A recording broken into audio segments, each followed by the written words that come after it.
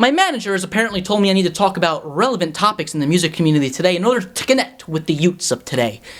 And there's this whole scandal going on right now with this Giacomo character, whatever the last name is, and, you know, apparently he's stealing music, miming guitar playing and fakeness, blah blah blah blah, and I've seen a lot of videos start with the following. You know, I really didn't want to make a comment about the topic, but listen, I've never met one person in the world that doesn't like drama. We all love drama. Doesn't matter if we're women or men. We love drama. Anyone who says they don't like drama is lying, okay? We like talking about it. Just admit it, okay? You don't need to say you don't want to talk about it and then make $10,000 off ad revenue talking about it, okay? Let's just be honest with ourselves. But really, today's video is not going to be about this Giacomo character. Before 3 days ago, I had no idea who this jabroni was, and present day, still have no idea who this jabroni was. I don't go on Instagram. I don't look at music influencers or guitar players. That doesn't interest me. That whole, like, guitar playing does not interest me in the slightest. I find it kind of boring, okay? But really, today's video, I want to talk about two things. Influencer culture in relation to music and garage rock, and why I really love garage rock so much, and this is all going to be intertwined, I promise. And really what prompted this video has nothing to do with the stealing music part. I'm obviously not going to defend that. That's a pretty thing to do. Well, but I want to talk about really is the fakeness part of it and the miming of guitar playing. And it seems like a lot of these videos I'm watching, these people are having the sudden realization that people are faking their music playing abilities online. Can you believe it? I think a lot of these people are using this Giacomo character as a scapegoat. I think a lot of these people are guilty of themselves. Now, not all of them. Obviously, some of these people are amazing guitar players and bass players and whatever.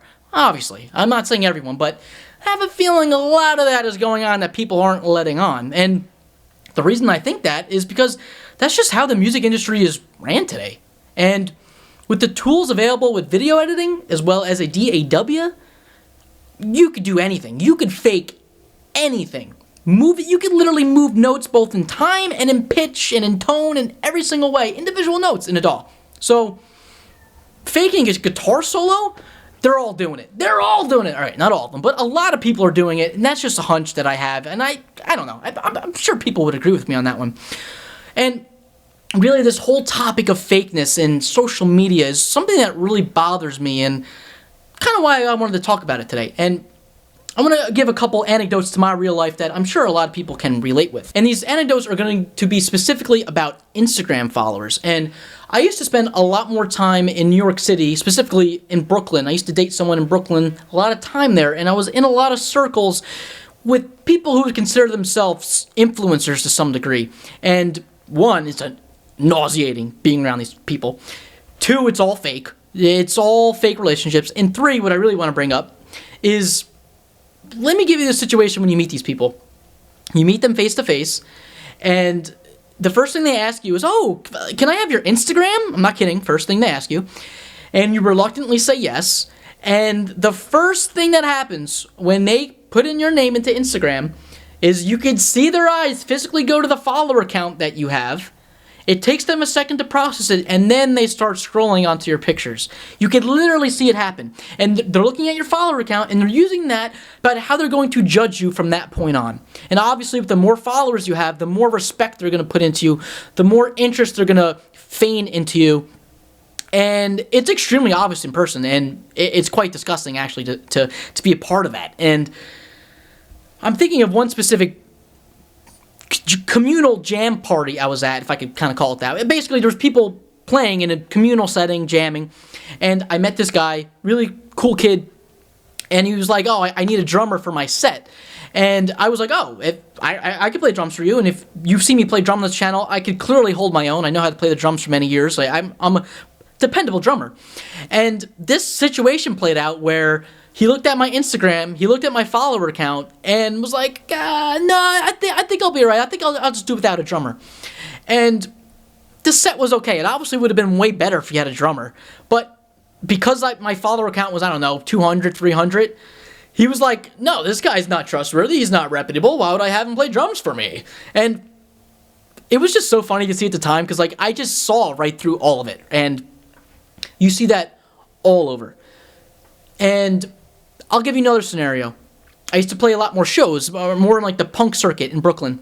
And what I would notice is a few of these bands, some of them were great, but a few of these bands were terrible on stage. Yet they had a social media presence of like 50K followers, 100K followers, and it was clear that their music playing abilities was on the back burner. All they cared about was their social media presence and, you know, how many likes they got on videos and reels and like that, and they could care less about the music. And really, it was just, I just did not like being in that situation, and it was just an icky place to be, especially for the like a punk scene, you know? It's just like anti-punk to me. And I just didn't like it, and it always put a sour taste in my mouth, and I didn't like spending time with those people. And like this whole conversation about people faking their music playing abilities, it just reminded me of that, and just how fake it all is, and how fake Instagram in general is. Everyone knows people in real life who put on these luxurious lives on Instagram, and they go, oh, I'm doing this, I'm going to this country, and I'm doing that, and you know them in real life, and they're a bunch of losers, and they have this fake life persona they put on. It's just disgusting.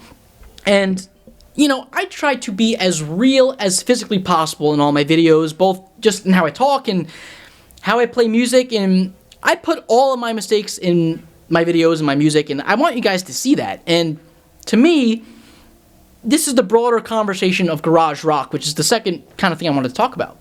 And I think my love for garage rock perfectly kind of encapsulates that way of thinking, you know, that way of going against the influencer grain. And really, to me, like, garage rock is you saying to the listener or the audience, this is my raw and authentic self, this is who I am, this is how I play, I ain't faking nothing, okay? That's the way I view garage rock. I always have a hard time kind of explaining what I think it is, and, you know, I use it as kind of a broad term, but really, I think that's kind of what it comes down to, is one, you know, working within your limitations, and two, just being real with yourself. And the type of music I listen to, I think really puts an emphasis on that, and there's none of that perfectionism in it. It's all about, this is how well I can play, and that's okay. It's more about the emotion and what you're trying to convey onto the audience, and you could get away with some really simple playing if you have your heart in it.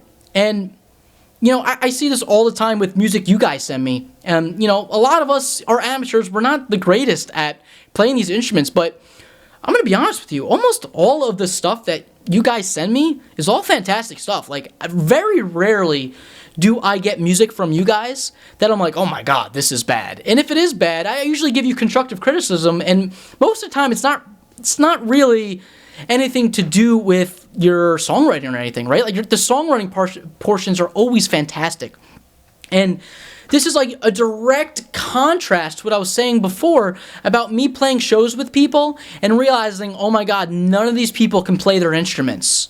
And they have a huge Instagram following.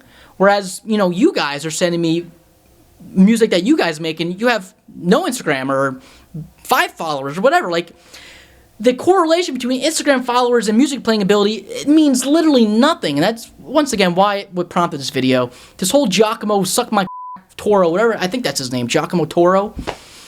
Who cares about this guy? I don't know. Stop watching Instagram influencers for anything. Your life's going to be way better off. But really, what I wanted to say to you guys is I love garage rock precisely for this reason. Always be authentic to yourself. Try to do everything as real as possible. Try to do everything in one take. I mean, don't use autotune. Don't use quantization. Just play like a normal goddamn human being, like the God intended, okay? I hate this computerization crap. This video is just going on. I would love to know what you guys think. I'm sure a lot of you feel the same way with this Instagram BS, and, you know, I even go through the same kind of mental analysis with my own kind of following, if I could call it, on YouTube. You know, I see people kind of put weight into things I say, and like I try to say all the time, I have no idea what I'm talking about. No idea. Just because I have a certain number of subscribers on YouTube means literally nothing, okay? And, you know, this is related to the video where I was saying why I won't record people in my studio. It's precisely for this reason. I don't know why you think you want me to record you. I don't know what I'm doing. But maybe because you see my subscriber count, maybe you think that means something? I don't know, man. This video is going on. I think we should end it. I think I made my point across clear that, you know, garage rock's the greatest, and that's why I love it. I'm sure there's other genres that can relate, and I'd love to hear from you guys. Good night. All right.